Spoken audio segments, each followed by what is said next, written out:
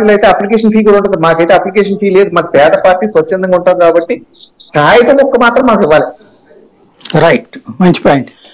పురుషోత్తమ్ రెడ్డి గారు, ఏమనిపిస్తోంది? ఈ కేవలం వదంతే అనుకుంటున్నారా, లేకపోతే ఏదైనా ప్రయత్నం పైన ఉండొచ్చు అనుకుంటున్నారా? సాయి గారు, అందరికీ నమస్కారం. ఇప్పుడు రామ్ కుమార్ గారు చెప్పిన దాంట్లో స్థూలంగా వాళ్ళ పార్టీ ప్రాసెస్ చెప్పారు. అది దాంట్లో విభేదించే అంశాలు కూడా లేవు. పర్ఫెక్ట్ గానే వారు వాళ్ళ పార్టీ విధానం ఎలా ఉంటుందో చెప్పుకొచ్చారు. ఇప్పుడు గోళాల్లో తెలుగుదేశం పార్టీ నుంచి, బీజేపీ నుంచి పెద్ద రూమర్లు కాదు. బీజేపీ వాళ్ళు అన్నట్టు నేషనల్ పార్టీ కాబట్టి ఒక సీటు కోసం అర సీటు కోసం ఎట్లా పడితే అట్లా మార్పు చేర్పు యాక్సెప్ట్ చేయని పార్టీ. అది ఖచ్చితంగా ఒప్పుకోరు కూడా. కాబట్టి సహజంగా ఆ సాహసంగా కింద వాళ్ళపై చేరు. ఇప్పుడు పురంధేశ్వర్ గారితో అయితే రామ్ కుమార్ గారు రోజు గారు మాట్లాడతారు. కానీ ఢిల్లీ వాళ్ళతో అట్లా మాట్లాడుకుని అట్లా మార్చుకున్నాం ఇట్లా మార్చుకున్నాం యాక్సెప్ట్ చేయరు కదా ఒకసారి లాంగ్ ప్రాసెస్ జరిగినప్పుడు. ఆ పాయింట్ ఆఫ్ వ్యూలో రామ్ కుమార్ గారు చెప్పింది పర్ఫెక్ట్ కరెక్ట్.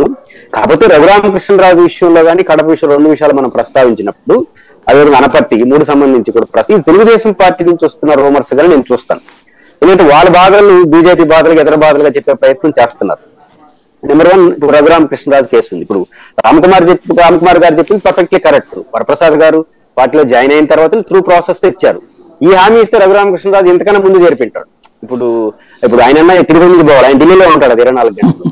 కానీ మీరు యాక్సెప్ట్ చేసేస్తే ముందు రోజు పార్టీలో చేరిపి తీర్చిడి తెచ్చుకుంటాడు. ఆ యాక్సెప్టెన్స్ అనేది కుదరలేదు కాబట్టి ఎవరికి వస్తారు ఆ యాంగిల్ అది పెండింగ్ అయింది.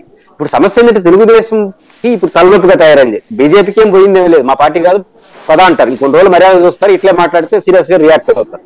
కానీ తెలుగుదేశానికి ఇబ్బందిగా ఉంది. ఎందుకంటే ఆయన్ని ఇన్ని రోజుల పాటు ఎత్తున పెట్టుకుని ఊరే గారు ఆయనకి ఇవ్వకపోతే తెలుగుదేశం శ్రేణులను అసంతృప్తి ఉంది. కాబట్టి తెలుగుదేశం బాధల్ని ఇక్కడ రఘురామకృష్ణరాజు విషయంలో ముగ్గురు తప్పు చెప్తున్నారనిపిస్తున్నారు. ఇప్పుడు బీజేపీ, తెలుగుదేశం, జనసేన ముగ్గురు అనుకున్నప్పుడు రఘురామకృష్ణరాజు అయిన మహానుభావుడు సీట్ ఇవ్వాలనుకున్నప్పుడు 30 సార్లు కూర్చున్నారు కదా. ఆడ ఒక పెద్ద ఆయన ఉన్నాడు. ఇప్పుడు అమెరికా ఐక్యరాజ్య సమితి అట్టయితే నాటో వీటో ఉన్నాయి కదా 6-7 దేశాలకి, అట్లా ఇంకొక వీటో పవర్ ఉన్న వ్యక్తి కాబట్టి మన ముగ్గురు దాన్ని వదిలేద్దాం. నర్సాపురం వదిలేసి రఘురామకృష్ణరాజుకి 24 పంచుకున్నాం అనుకోవచ్చు. అదే 2 నిమిషాల పని. లేదా మేము ఇవ్వాలనుకుంటున్నాం తెలుగుదేశం తరపు దాన్ని వదిలేయండి అని తెలుగుదేశం అంటే బీజేపీ అని ఎంటబడి ఉంటుందా? వాళ్ళు విశాఖపట్నం ఎక్కువ ఇంట్రెస్ట్ చూపించారు, వదిలేసి ఉంటారు కదా. కాబట్టి ఇక్కడ తెలుగుదేశం పార్టీ తన భారాన్ని ఇతరుల మీద నెట్టేదానికి ప్రయత్నం చేస్తాం. ఎలాగని ఇవ్వాలనుకుంటున్నారా? వాళ్ళు ఇవ్వకూడదు అనుకుంటున్నారు. నా పాయింట్ ఏంటంటే తెలుగుదేశం కూడా ఆయనకి ఇవ్వకూడదు అనుకుంటా ఉంది. ఎందుకంటే భారం అయినా బలం కాదు, అది గుర్తించారు. తను ఇవ్వకూడదు అనుకుంటే తెలుగుదేశం నుంచి వ్యతిరేకత వస్తుంది కాబట్టి ఆ పాపం బీజేపీ మీద వేసేస్తే వాళ్ళంట ఎవరు ఏమన్నారు కాబట్టి ఏదో జగన్ ఇన్ఫ్లుయెన్స్ చేసి అంటే తప్పించుకునే ప్రయత్నం దగ్గర ఇది నలుగుతూనే ఉంటుంది. బీజేపీ స్టబన్ నిర్ణయం తీసుకునేంత వరకు ఇది నలుగుతా ఉంటుంది. నేను అనుకుంటే రామ్ కుమార్ గారు చెప్పినట్లు ఆయనకి బీజేపీ ఈ దశలో ఇస్తుందని నేనైతే అనుకోను. ఎందుకు ఇంకొక సీట్ ఏదన్నా ఇచ్చేమో కానీ, ఎందుకంటే బీజేపీ ప్రతిష్టకు సంబంధించిన విషయం. ఆ రకంగా ముందే నేను హెచ్చరించి రాసి పెట్టుకుని అంటే ఒక నేషనల్ పార్టీ ఎట్లా యాక్సెప్ట్ చేస్తుంది. కాబట్టి నర్సాపురం విషయంలో బీజేపీ స్టాండ్ మారుతుందని నేనైతే అనుకోను. ఇది ఫస్ట్ పాయింట్. అనపర్తికి సంబంధించి తెలుగుదేశం ఈ చర్చ బాగుంది సాయి గారు. వాళ్ళు తంబలపల్లి కోరుకోవడం కూడా బీజేపీ తప్పు కాదు. ఒకవేళ బీజేపీ కోరుకుంటే, ఎందుకంటే తంబలపల్లి నరసింహారెడ్డి మీకు గారు తెలుసు, చల్లంపల్లి నరసింహారెడ్డి గారు చాలా సందర్భాల్లో గెలుపు వరకు వచ్చి ఓడిపోయినాడు.